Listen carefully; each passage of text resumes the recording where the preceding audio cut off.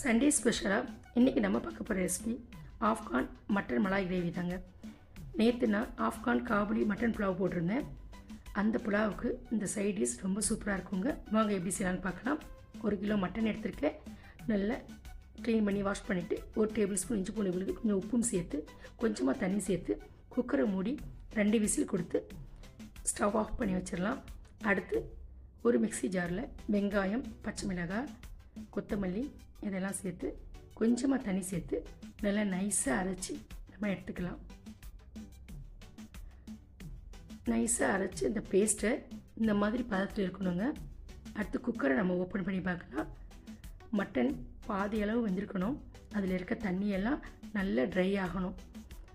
Try ஆனதும் அடுப்பு of பண்ணி ஆற வச்சிடலாம்.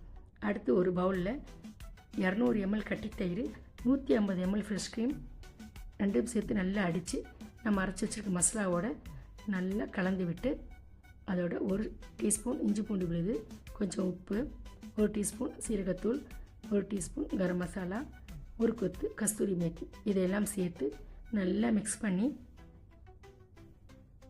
நம்ம ரெடி பண்ணி வச்சுருக்க மட்டனையும் அதில் சேர்த்து நல்லா கலந்து விடணும். இந்த மட்டனில் இந்த மசாலா நல்லா கோட் ஆகணும்.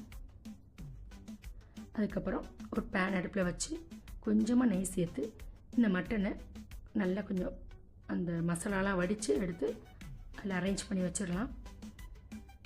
அரேஞ்ச் பண்ணி நம்ம கவாப் எப்படி சுடுவோம் அந்த மாதிரி லோ ஃப்ளேமில் வச்சு சுடணுங்க. இது மட்டன் கவாபு தான். 2 பக்கமும் திருப்பி விட்டு நல்லா கோல்டன் ப்ரௌனில் வரணும்.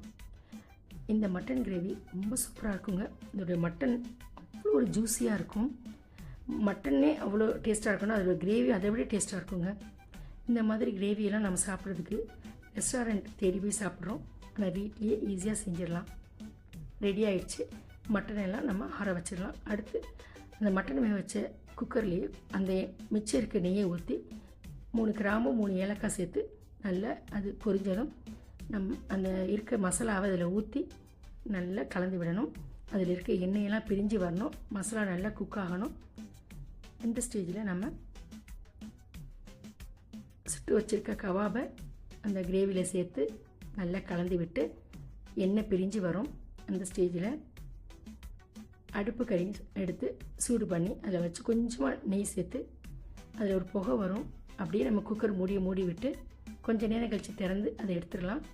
நல்ல ஒரு மணமாக இருக்குங்க. அதோட கொத்தமல்லியும் தூவி பரிமாற ஆரம்பிச்சிடலாம். நீங்களும் செஞ்சு பார்த்துட்டு உங்கள் ஃபீட்பேக்கை தெரிவிங்க.